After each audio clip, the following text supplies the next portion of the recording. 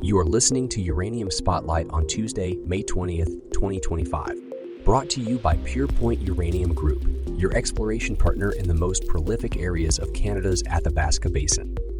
With a collaborative investment model on district-scale projects and validation from industry leaders Cameco, Orano, and ISO Energy, PurePoint is investing in Canada's uranium future. And now your host, Chris Frostad. This week on Uranium Spotlight, Orano exits Niger, India continues to open up to nuclear, and Kazatomprom looks to resolve its sulphuric acid problems. The uranium spot price closed last week at $70.50 a pound, ticking up by 50 cents from the previous week's close. While that's a modest move, it continues a broader trend we've seen since mid-April, driven largely by increased utility interest and repositioning across the market. But despite that upward momentum, spot market activity has slowed notably. Over the past 2 weeks, the number of reported transactions has dropped sharply. Market participants seem to be pausing, like digesting recent utility requests across spot, near-term, and mid-term windows. It's typical to see a pullback in pricing after large utility tenders as unsold supply returns to the market, but that didn't happen this time. Sellers held firm on offers, and buyers appeared reluctant to chase prices higher. The result?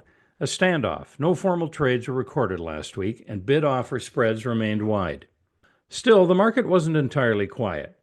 Limited off-market volume was tracked, and a few active utility requests remain in play, including a non-U.S. utility seeking around 500,000 pounds for August delivery.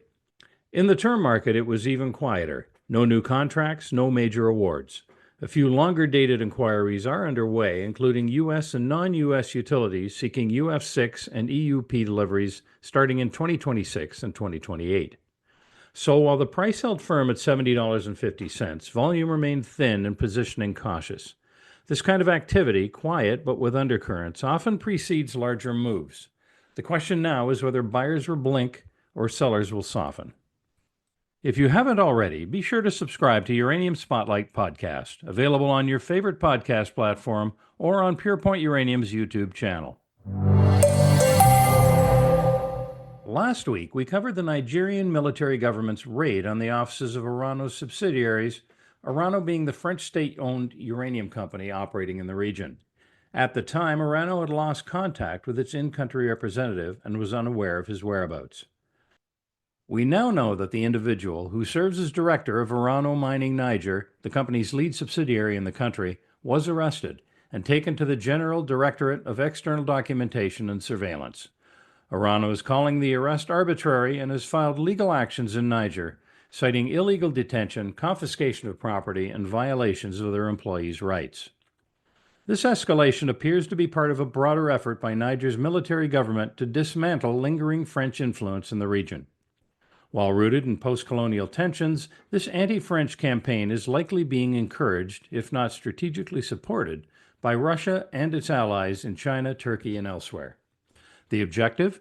Displace France from a resource-rich, strategically vital part of West Africa and gain greater control over critical minerals, particularly uranium. Russia, already dominant in global uranium enrichment, reactor construction, and fuel fabrication, has a clear incentive to secure natural uranium assets. Niger's government, which has aligned itself more closely with Moscow in recent months, appears willing to facilitate that pivot. On Monday, the Financial Times reported that Orano is now actively seeking to sell its uranium operations in Niger.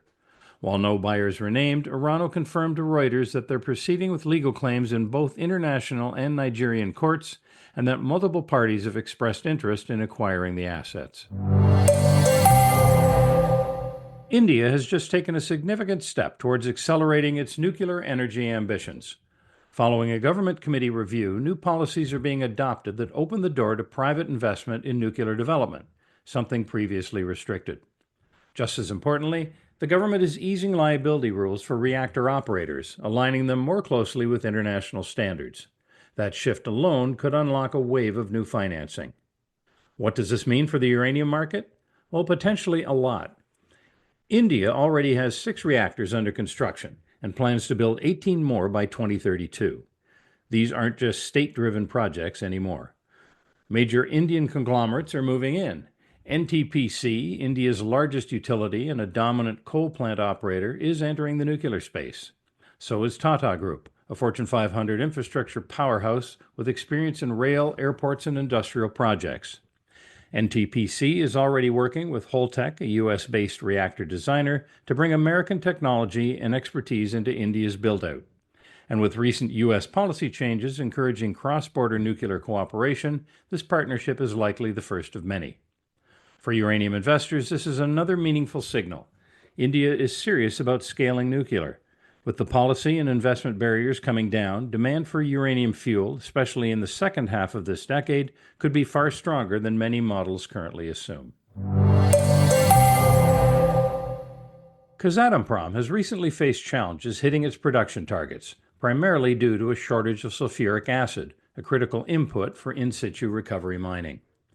To address this, the company is now building its own sulphuric acid plant, dedicated entirely to meeting its internal needs. Sulphuric acid is in high demand, not just for uranium mining, but also for agriculture and industrial use. Kazakhstan, while the world's top uranium producer, is also a major grain exporter, which puts further pressure on domestic acid supply.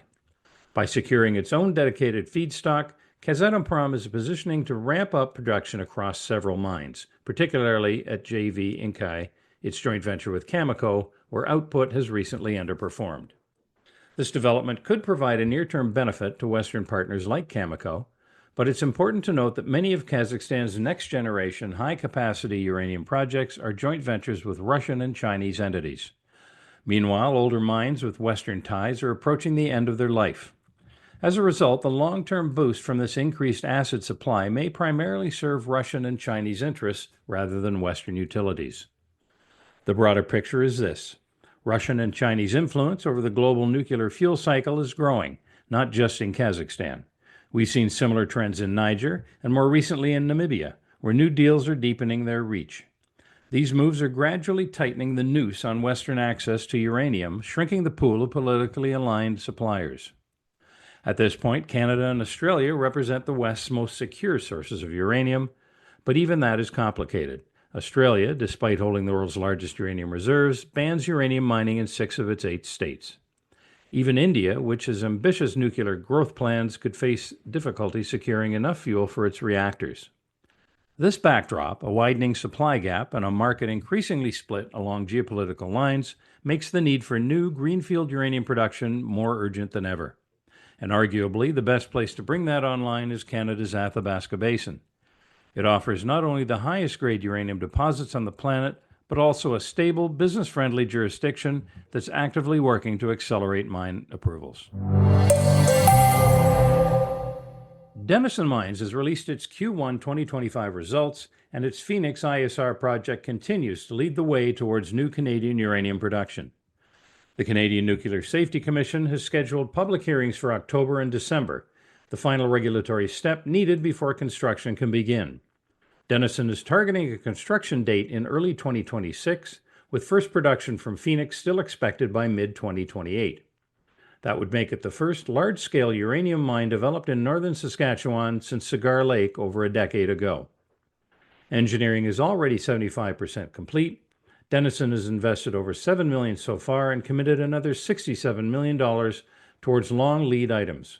With 2.2 million pounds of uranium in inventory, strong cash reserves, and no debt, the company remains in a solid financial position to fund pre-construction work without dilution.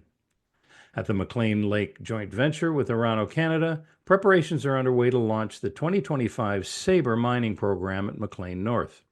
This will mark the first commercial-scale test of the Sabre borehole mining method, potentially offering a new low-impact approach to uranium extraction.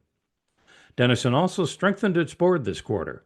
New additions include former Ontario Power Generation CEO Ken Hartwick and Wes Carson from Wheaton Precious Metals, adding deep nuclear and mining expertise as the company transitions from development towards production.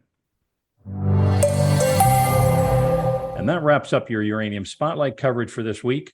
For more news and events from the world of uranium, please tune in next week to Uranium Spotlight. You've been listening to Uranium Spotlight, your weekly podcast dedicated to delivering the latest news and events shaping the uranium fuel market and its critical role in the global energy landscape. Brought to you by PurePoint Uranium Group. PurePoint actively operates a portfolio of advanced uranium projects in the world's richest uranium district and has established partnerships with industry leaders. While our passion for this subject is undeniable, it's essential to clarify that the information presented here is not investment advice. Instead, our goal is to offer an unbiased and comprehensive review of recent events that could impact uranium prices. Join us again next Tuesday for Uranium Spotlight.